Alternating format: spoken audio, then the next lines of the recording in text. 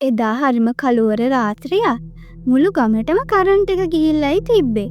ඒ නිසා ගමේ මිනිස්සු ඔක්කොම ගෙවල් වලට වෙලා නිශ්ශබ්දව හිටියා.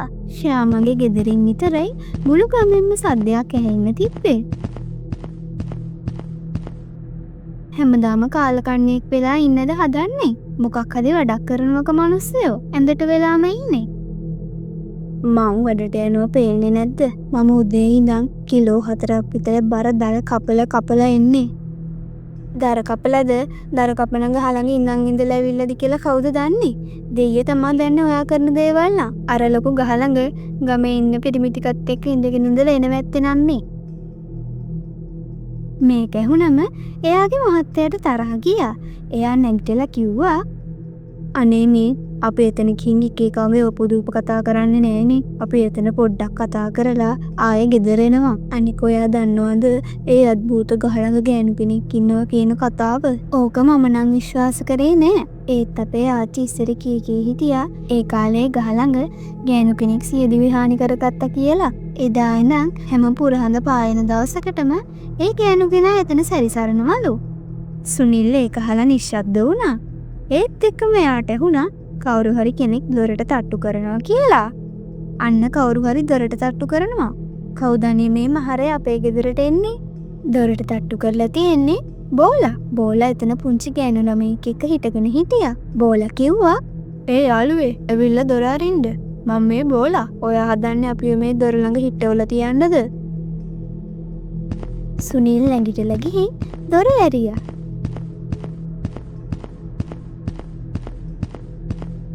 "ඒ බෝලා, ඔයා මොකද මේ මහරෑ කරන්නේ?"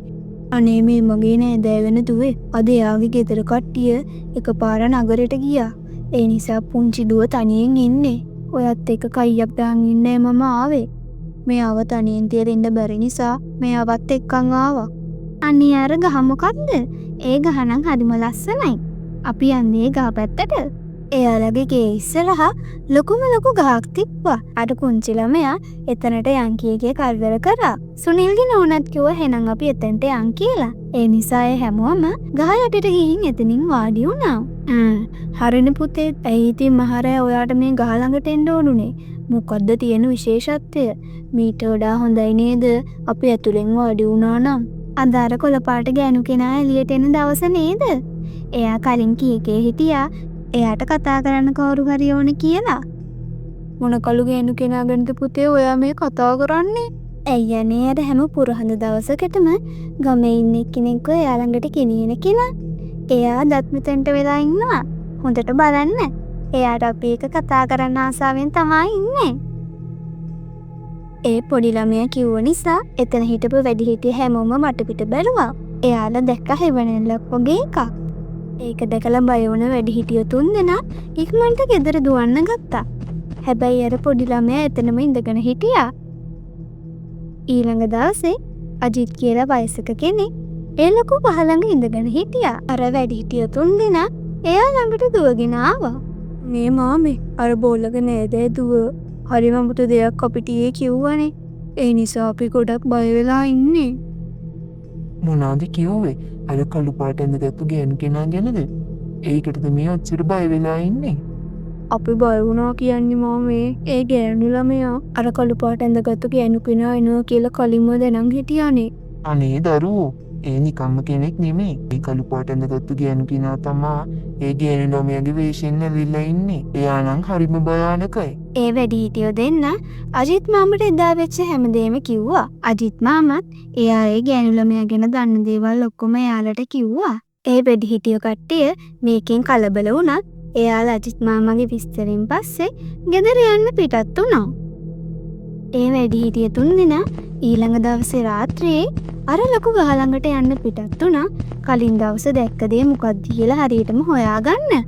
"අපි මේ කරන්න යන වැඩේ නිකන් සෙල්ලම් වැඩක් නෙමෙයි. අර අජිත් මාමා කියපු දේවල් තාමත් මගේ කනින් ඇහෙනවා වගේ. තාමත් මට හිතාගන්න බෑ මගේ නෑදෑ දුව ආත්මයක් වෙලා කියලා. මාත් මෙහෙම දෙයක් වෙනකන් මේ වගේ දේවල් වලට hina වෙන්න තමයි පුරුදු වෙලා හිටියේ. හැබැයි මං නම් ඊයේ දැක්කා අර කළු පාට ඇඳගත්තු ආත්මය අප දිහා බලාගෙන ඉන්නවා. ඒ බැල්මට නම් මගේ ඇඟ හිර වැටිලා යනවා." ඔයාලට හිතුනේ නැද්ද ඒ ආත්මයට අපිට මොන හරි කියන්න තියෙනවා වගේ? මම නම් දැක්කේ එයා මොන හරි අපි දිහා බලාගෙන මුමුණනවා වගේ. ඊට පස්සේ ඒ තුන්දෙනා අර ලොකු ගහ දිහාවට ඇවිදගෙන ගියා. ටික වෙලාවක් මුකුත් තිබ්බේ නැති වුණත් එයාලට පෙනෙන අඳුරු ඡායාවක් තියෙනවා වගේ.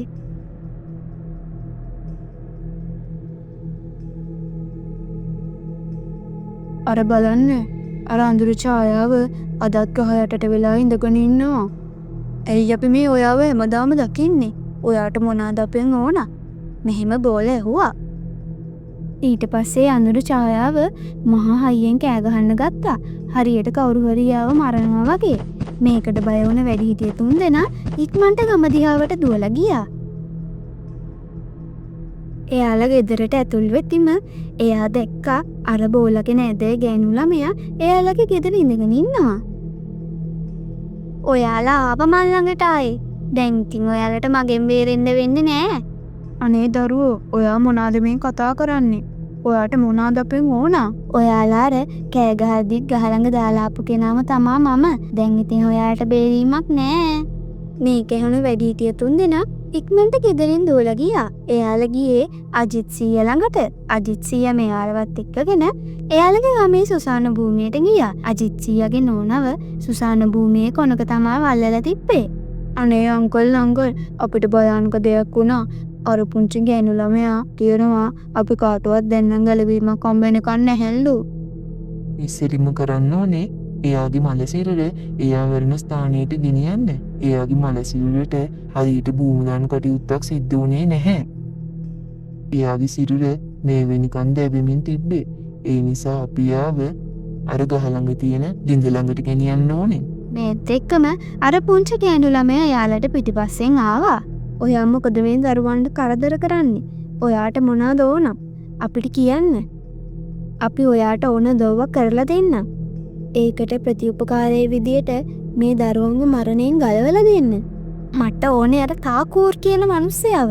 ඒ මිනිස්සයා තමා මාව පණ පිටින් පෙච්චුවේ. හොඳයි එහෙනම්. මං ඔය තාකූර් කියන මිනිස්සයව දන්න කෙනෙක් ඔයාට ගෙනත් දෙන්න. හැබැයි ඔයා පොරොන්දු වෙන්න ඕන ඔයා මේ ළමයින්ට කරදර කරන්නේ නැහැ කියලා.